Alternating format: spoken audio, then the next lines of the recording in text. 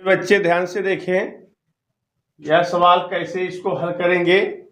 हल करने के पहले इसके बारे में समझिए कि एक धात्विक ट्यूब क्या है।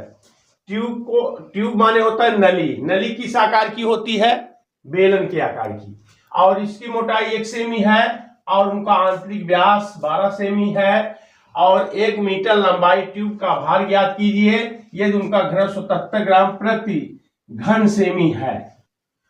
तो इस प्रकार का अगर प्रश्न है तो आप कैसे हल करेंगे? आप पहले इसका एक धात्विक ट्यूब बना लीजिए। धात्विक ट्यूब बना लीजिए इसका। ये आपका जो है इस प्रकार का जो फिगर है ये धात्विक ट्यूब है। ये आपका ये बेलन का आकार का है। ये बताया गया है कि इसमें ये जो है अंदर वाला ये भाग है, ये जो है ये अंदर से ये खोखला है ट्यूब में ये वाला भाग। और ये इसकी मोटाई है, यहां से यहां ये मोटाई है। वही इसमें भी है।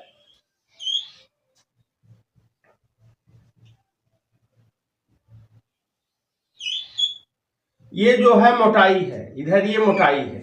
तो इस प्रकार का जो मोटाई क्या दिया है? मोटाई 1 सेमी दिया है, 1 सीएम दिया, 1 सेमी। और इसकी जो व्यास है, व्यास तो मान यहां से अंदर का व्यास, यहां से यहां तक का अंदर का व्यास है, ये आपका है 12 सेमी। और जब इधर मोटाई 1 सेमी है तो चारों तरफ इसकी जो है मोटाई वही होगी 1 सेंटीमीटर की। क्योंकि जो मोटाई होगी चारों तरफ 1 सेमी मोटी होगी। वही जो है इसकी जो लंबाई है, ये लंबाई क्या है? 1 मीटर। ये मीटर में दिया है, ये सेमी में दिया है। इसको भी आप ध्यान में दे करके सवाल को हल करना है, नहीं तो गलती हो जाएगी। तो इसमें क्या है? पहले इसका अंदर का जो व्यास है ये है। तो R1 और R2 इसको मान लीजिए, ज्यादा ठीक है। चलो R1 R2 नहीं मानते हैं तो यहां से यहां जो है बड़ा वाला व्यास ये है। तो ये जो है बाहरी व्यास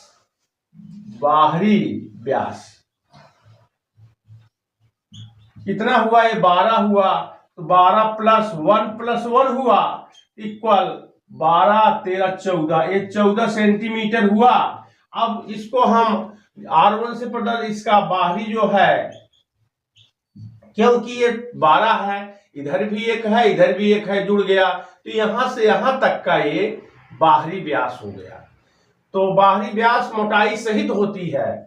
अब उसके बाद यहाँ पर बाहरी त्रिज्या क्या हुई? इसकी त्रिज्या का मतलब होता है व्यास का आधा। व्यास आपका 14 है, 14 का आधा कर दीजिए, ये 7 सेंटीमीटर हुआ ये बाहरी। अब अंदर का ले लीजिए। आंतरिक व्यास कितना है? आंतरिक व्यास आपका ये तो दिया है 12 है, उसमें मोटाई नहीं है, मोटाई छूट जाती है, ये है।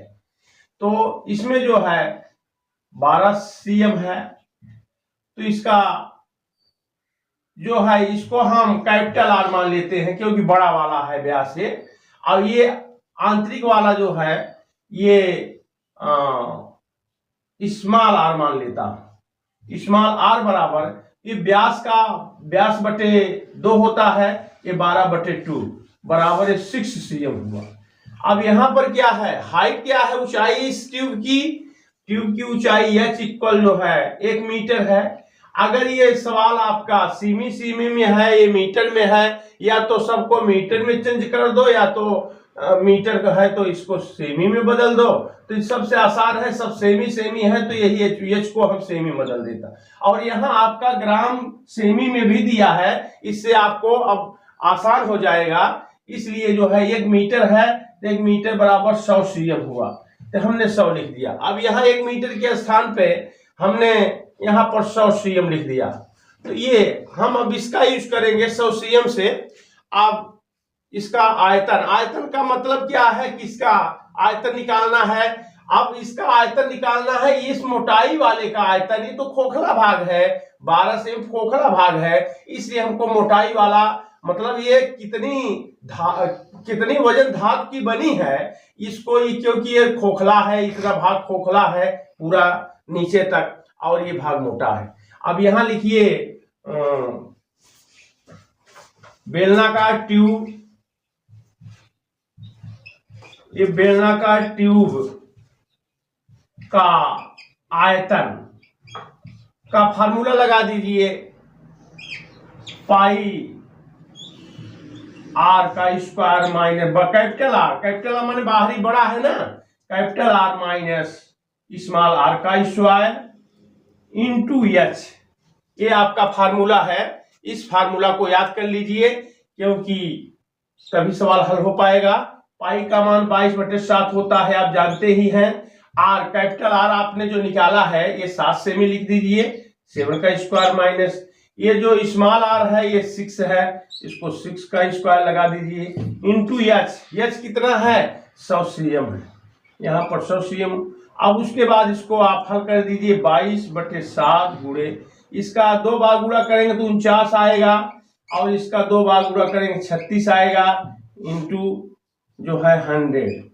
अब उसके बाद लगा दीजिए इसमें 22/7 गुणे, अब इसको घटा दीजिए 6 3 9 और 13, अब उसके बाद गुणे 100।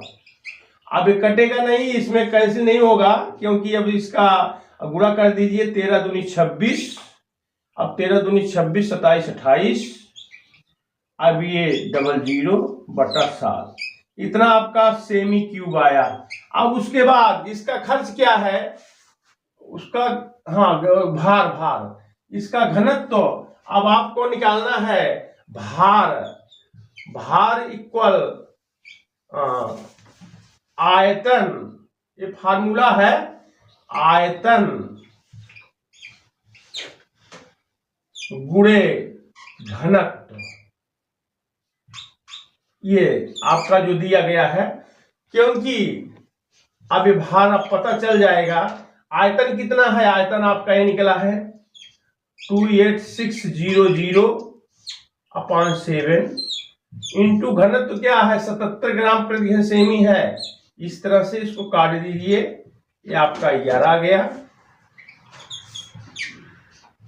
अब इसमें गुणा कर दीजिए, इतना आ गया आपका ये ग्राम। अब हम इसको केजी में बदल देता हूं, 1000 का भाग देकर के केजी में बदल देता हूं। भार बराबर 314600/1000, क्योंकि 1000 ग्राम बराबर 1 किलोग्राम होता है। इसको मैंने 2 0 2 0 कट गया, अब इसमें मैंने भाग दे दिया 3146/10। अब भाग दे दीजिए, इसमें 3 से 14.6 इतना केजी जो है, इतना केजी आपका आया उस ट्यूब का भार।